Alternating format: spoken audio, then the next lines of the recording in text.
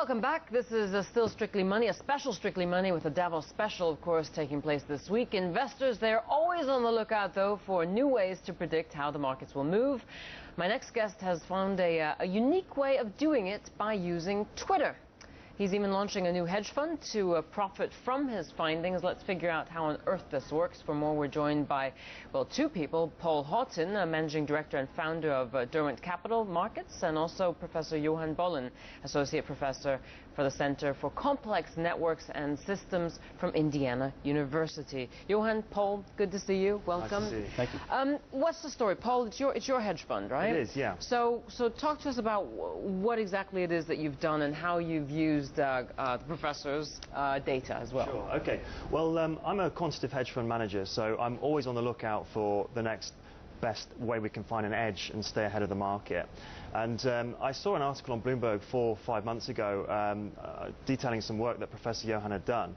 And I was really fascinated by it. And basically, if Johan, you want to explain a little bit about the detail. Please. Yeah, sure, I can. So what we did is we took all tweets, public tweets submitted in 2008, about 10 million for a couple of million users, and we analyzed those tweets, the content of those tweets, to determine the public mood state. So that people are particularly happy, particularly sad, very calm, very nervous, and then we correlated that to the Dow Jones Industrial Average closing values. And what we found is not just a correlation, but a predictive correlation 3 or 4 days out. And one of my students actually showed me that we could predict the closing value of the Dow Jones Industrial Average 3 days out with an accuracy of about 86.7%. It sounds too good to be true, Yeah. because I guess you assume that people tweeting, you know, it is a mood, yeah, but they don't necessarily act on that mood, or do they, Ross? What have you found? You've been tweeting this week.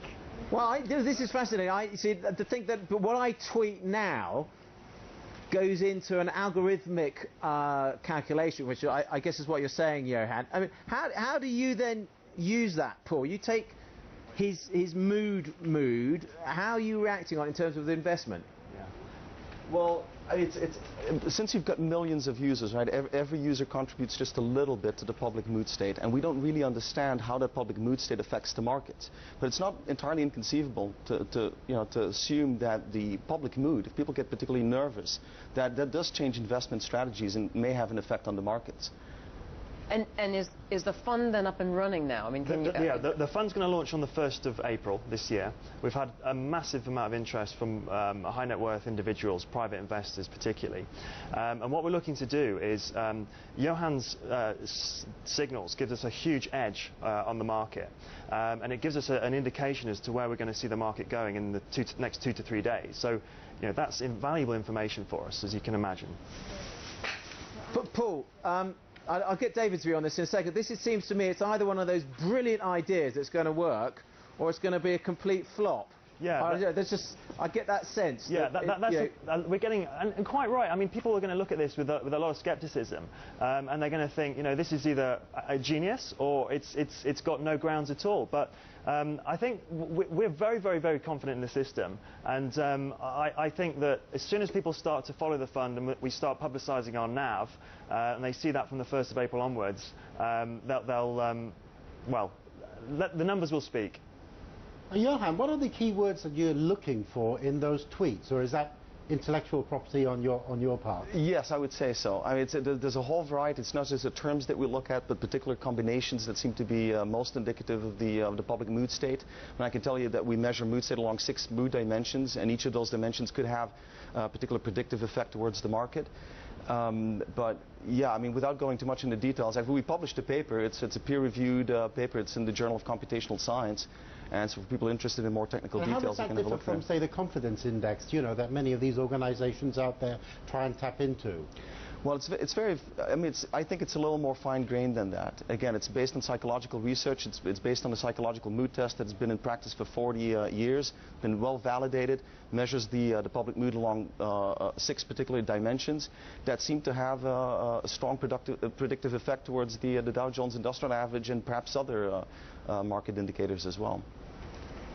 Ross. Johan, I'm running a hat competition here in Davos where I'm getting people to vote. I'm taking photographs and getting people to vote on their favourite hat. So does that feed into it or not? Because it's not about the economy, but it's a mood thing. Does that feed into it?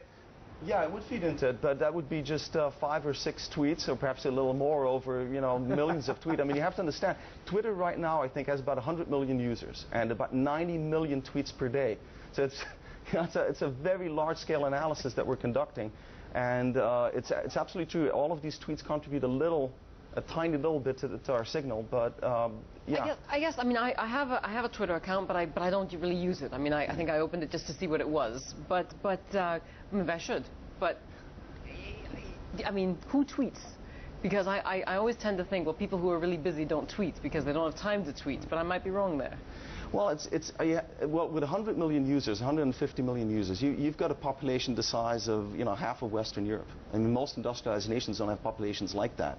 And so I've been asked that question very often. Who tweets? Well, how does that represent the population? Yeah. And how does that have any bearing on the market? And you might be following 16-year-old kids in your analysis, for all you know. Absolutely. Yeah. But they could be like a canary in a coal mine.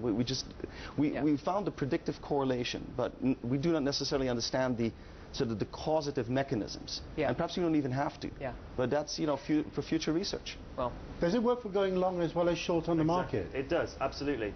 We see a change in sentiment, a change in mood state on the Twitter users, and we can not only just see predictive direction, i.e. whether the market's feeling nervous and we see a downturn in the market, but it's also the magnitude of that movement as well. So if we see a significant change in sentiment over a short period of time, that is reflective of the magnitude of movement on the Dow Jones as well. So it really is groundbreaking stuff. Guys, thank you very much. We might be seeing you, David, on Twitter or tweeting. Well, why not? Yeah. Well, precisely, exactly. An old dinosaur like me could go on Twitter. You never know. You have a huge following tomorrow. David, thank you very much for being with us. Our guest host for the hour, David Kuo. Also, thank you to both of you, Professor Johan Bolen, Associate Professor for the Center for Complex Networks and Systems from Indiana University. It sounds very fancy. And also thank you to you, Paul, as well. Paul Houghton, Managing Director and Founder of Derwent Capital Markets.